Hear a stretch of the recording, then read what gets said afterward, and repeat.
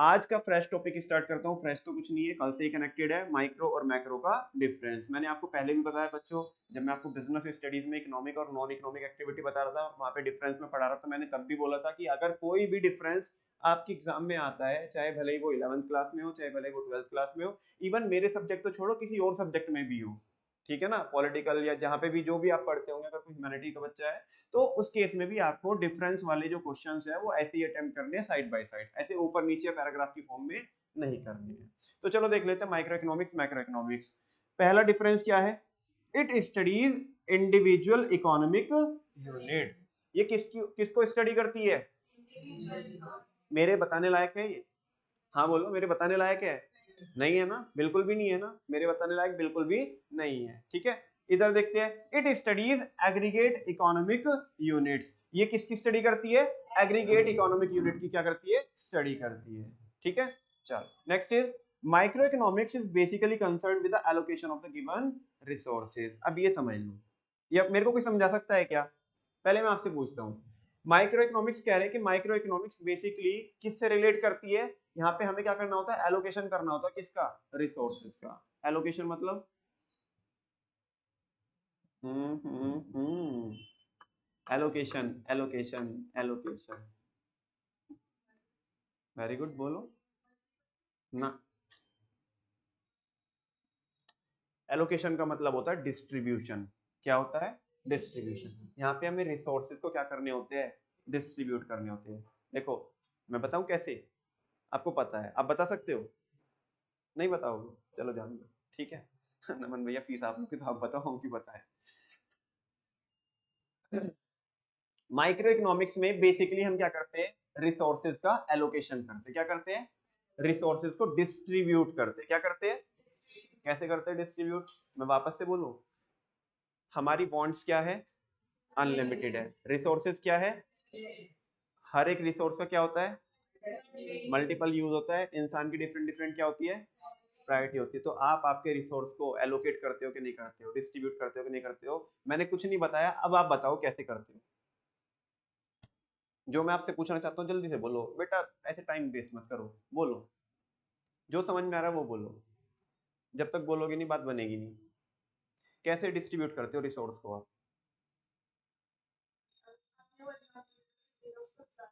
बिल्कुल, अपनी प्रायोरिटी के अकॉर्डिंग, अपनी प्रायोरिटी के अकॉर्डिंग वो रिसोर्स को डिस्ट्रीब्यूट ही तो कर रही है, एलोकेट ही तो कर रही है। कि चाहे तो मैं मूवी भी देख सकती हूँ, चाहे तो मैं अपनी एक ड्रेस भी लेके आ सकती हूँ, लेकिन उसने सेलेक्ट किसको किया? बुक्स को परचेज करना सेलेक्ट किया। तो जो हमारे पास रिसोर्स है उनको एलोकेट किया ना, किसके लिए एलोकेट किया? बुक्स के लिए। किसके लिए? बुक्स के लिए। तो ये वही तो बोल रहा है कि माइक्रो इकोनॉमिक्स में बेसिकली हम क्या करते हैं? एलोकेशन करते हैं, डिस्ट्रीब्यूशन करते हैं रिसोर्सेज का। क्या करते हैं? ठीक है, आपने पीपीसी पढ़ा होगा, है कुछ याद? वेरी गुड, प्रोडक्शन पॉसिबिलिटी कर, ठीक है ना। वहां पे हम क्या करते हैं? वहां पे आपने जनरली, मैं आपको मतलब मैं तो पढ़ाऊंगा ही, आपने ये हल्का सा अगर आपको याद आ रहा हो तो ये देखा होगा कि अगर मैं एक का प्रोडक्शन बढ़ा देता हूँ तो दूसरे का क्या हो जाता है? सेक्रीफाइस करना होता है आपको। तो प्रोडक्शन पॉसिबिलिटी कर में आप रिसोर्सेज का एलोकेशन ही तो कर रहे हो। अगर एक लैंड पे आपने, लेट सपोज आप डिसाइड करते हो कि मेरे को तो वीट प्रोड्यूस करना है। क्या प्रोड्यूस करना है? और आपके पास एक ऑप्शन है कि आप एक स्मार्टफोन की फैक्ट्री लगा सकते हो वहां पे। समझ रहे हो आप? ठीक है ना। तो जितना ज्यादा वीट का प्रोडक्शन करोगे तो आपको वो लैंड पे से फैक्ट्री, जो जो लैंड पे आपने फैक्ट्री लगाई है स्मार्टफोन की, वो हटानी पड़ेगी कि नहीं हटानी पड़ेगी? से यस और नो?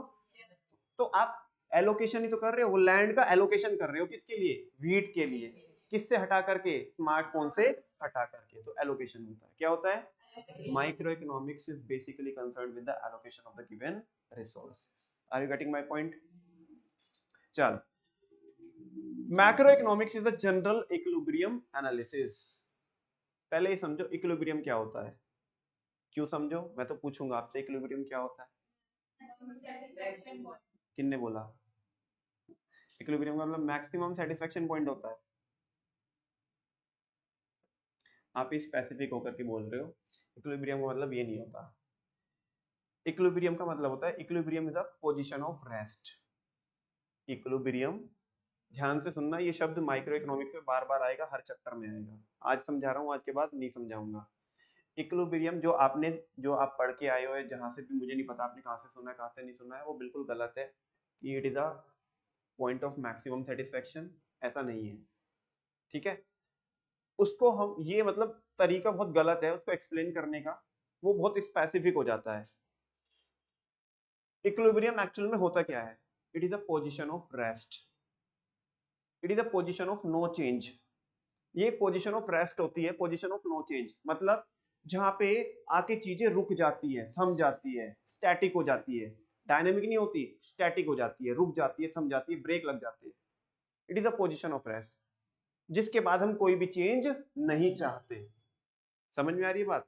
अब जो आपने बोला मैं उससे कनेक्ट करता हूँ, क्योंकि आपने स्पेसिफिक होकर बोला इक्विलिब्रियम का मतलब वो नहीं है, आपने कंज्यूमर से रिलेट करके उसे बोला, वो वहां तक तो सही है, लेकिन इक्विलिब्रियम का मतलब वो नहीं होता। ध्यान से सुनो,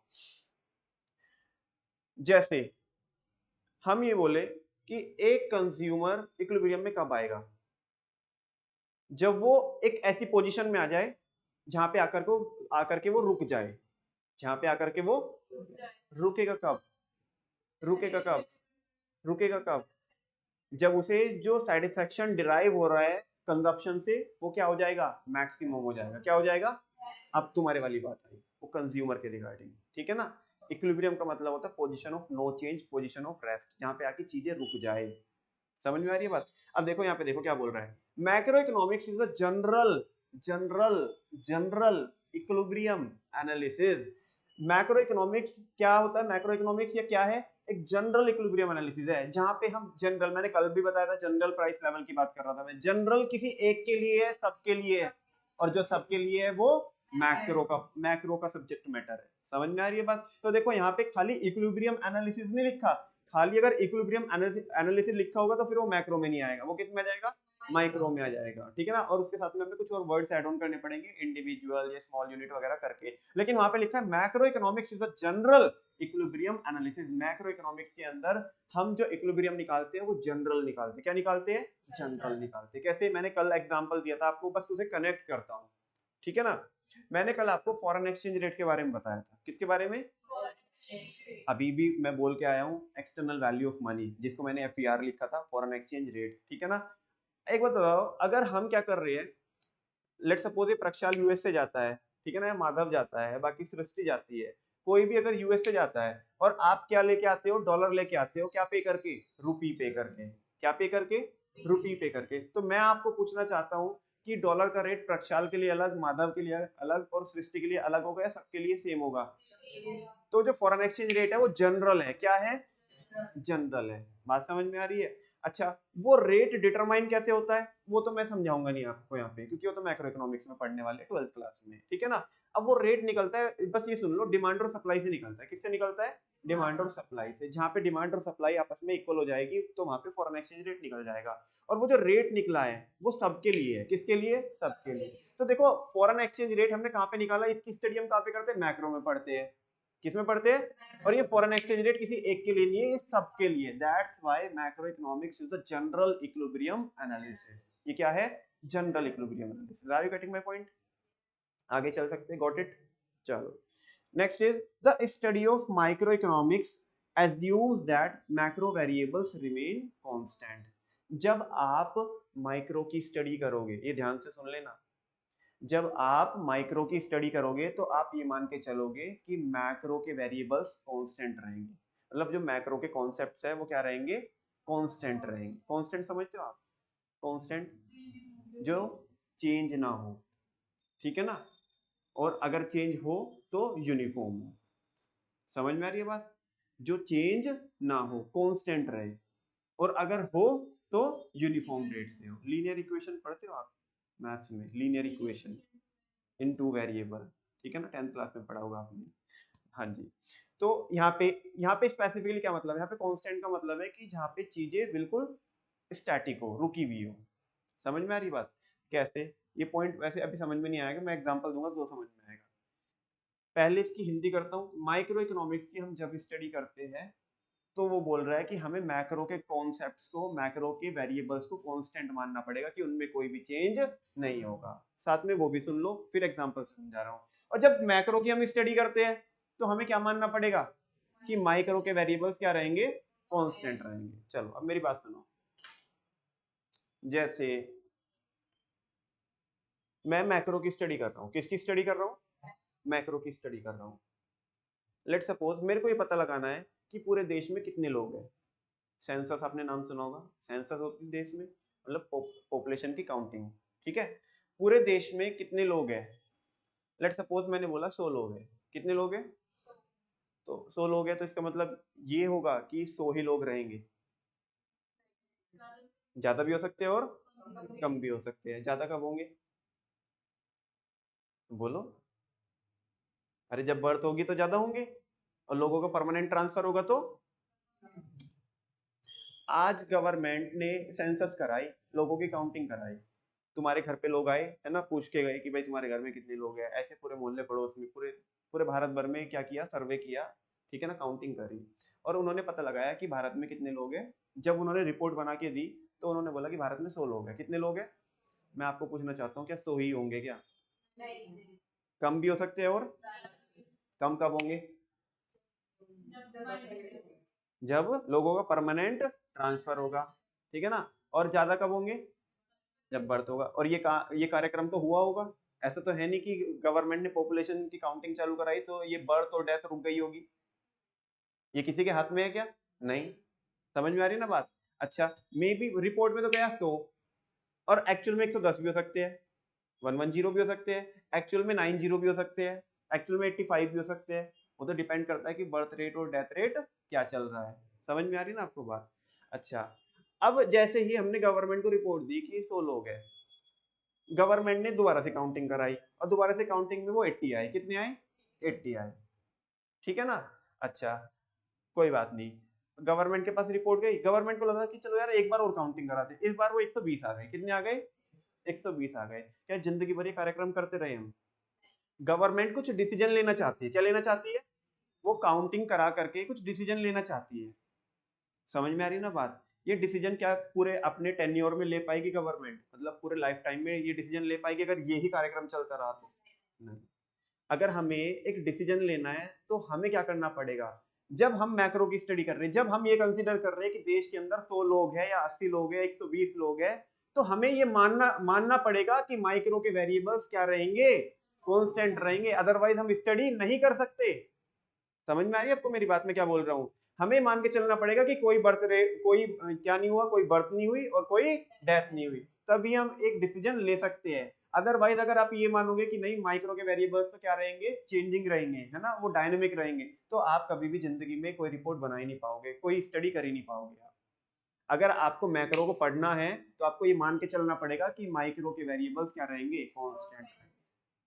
और ये मैं क्यों बोल रहा हूँ, क्योंकि देखो माइक्रो से मिला करके ही तो क्या बनती है। और कल मैं आपको ये बता रहा था कि माइक्रो और मैक्रो आपस में इंटरकनेक्टेड होती है और इंटर डिपेंडेंट होती है। तो इंटरकनेक्टेड और इंटरडिपेंडेंट है, तभी तो हमें क्या मान के चलना पड़ रहा है कि अगर हम मैक्रो पढ़ रहे हैं तो माइक्रो को साइलेंट मान के चलेंगे हम, कि उसमें कोई भी चेंजेस नहीं हो रहे होंगे, अदरवाइज हम उसे पढ़ नहीं सकते। किसी को कोई डाउट हो तो पूछो मेरे को, वरना मैं एक चीज और बोल करके इस वाले टॉपिक को, मतलब इस वाले पॉइंट को क्लोज कर। पूछना है किसी को कुछ, कोई क्वेश्चन आ रहा है माइंड में, नहीं।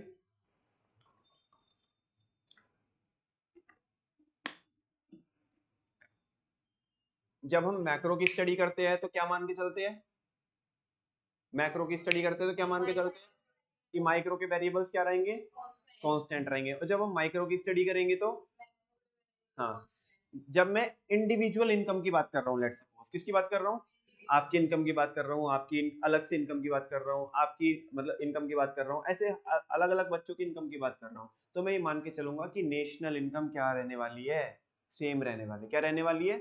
यानी कि जब मैं माइक्रो के कंपोनेंट्स को पढ़ रहा हूँ, माइक्रो के वेरिएबल्स को पढ़ रहा हूँ, तो मैं मान के चलूंगा कि मैक्रो के वेरिएबल्स क्या रहेंगे, सेम रहेंगे। मान लिया नेशनल इनकम चेंज हो गई, क्या हो गई, चेंज हो गई, तो और मैंने इंडिविजुअल की इनकम की स्टडी करी, तो नेशनल इनकम जब चेंज हुई तो कहीं ना कहीं वो क्यों चेंज हुई होगी, क्योंकि जो माइक्रो के फैक्टर्स हैं उनमें क्या आया होगा, चेंज आया होगा, और मैं माइक्रो के फैक्टर्स की स्टडी कर चुका हूँ। तो फिर मैं क्या सोचूंगा, चलो यार ये तो नेशनल इनकम तो क्या हो गई, चेंज हो गई, मेरे को तो एक बार क्या करनी पड़ेगी, वापस से सबकी इनकम की क्या करनी पड़ेगी, स्टडी करनी पड़ेगी। तो मैं ऐसे कभी डिसीजन ले पाऊंगा, नहीं ले पाऊंगा।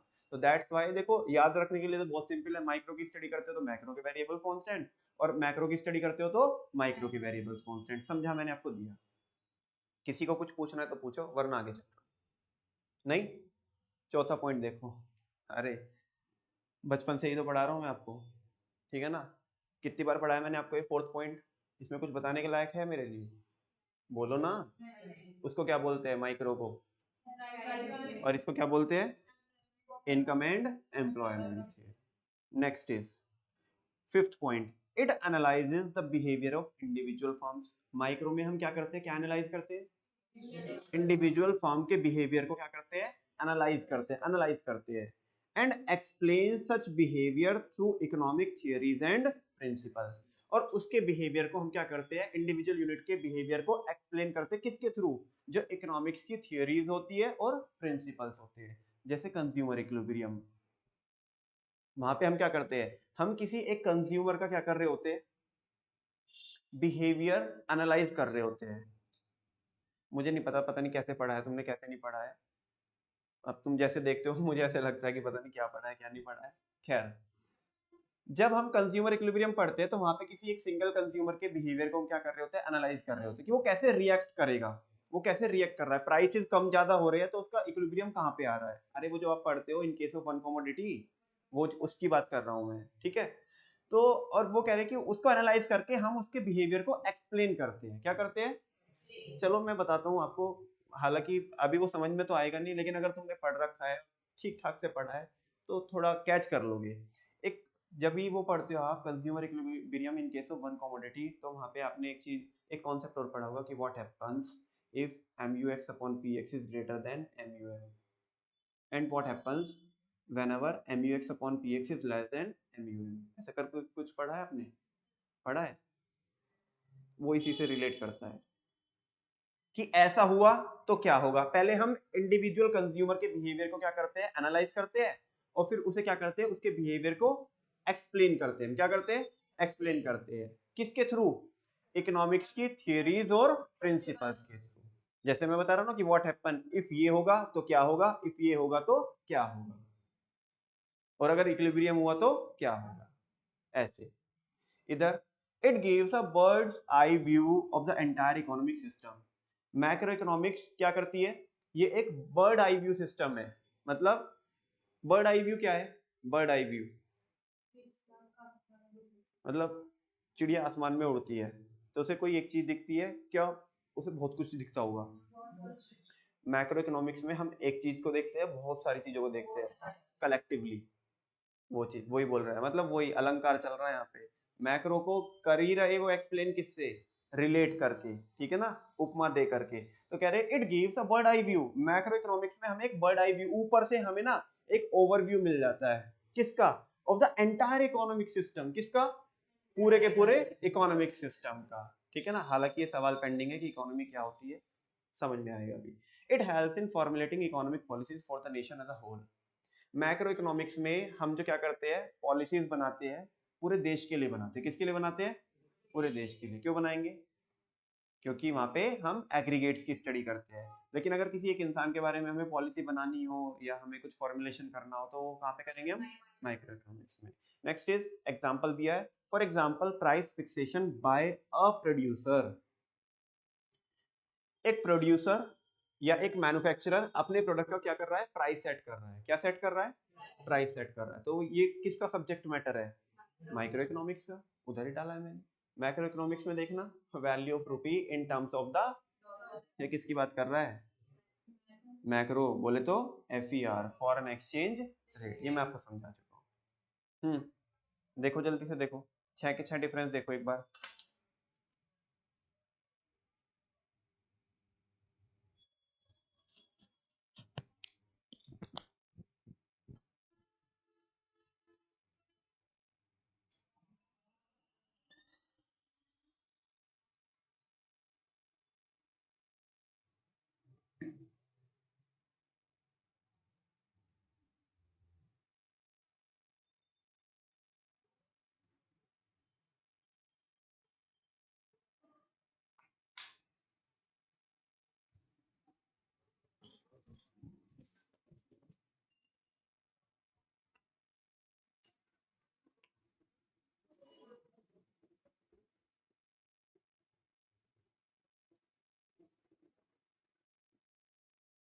आ गई समझ में?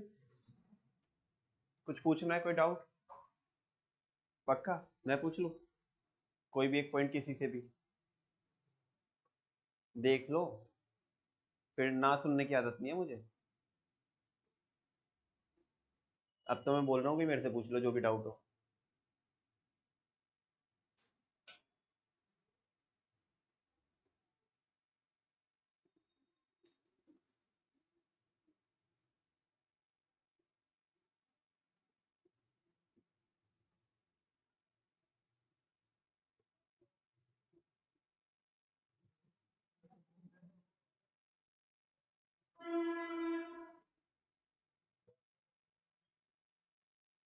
पक्का? आपको पीछे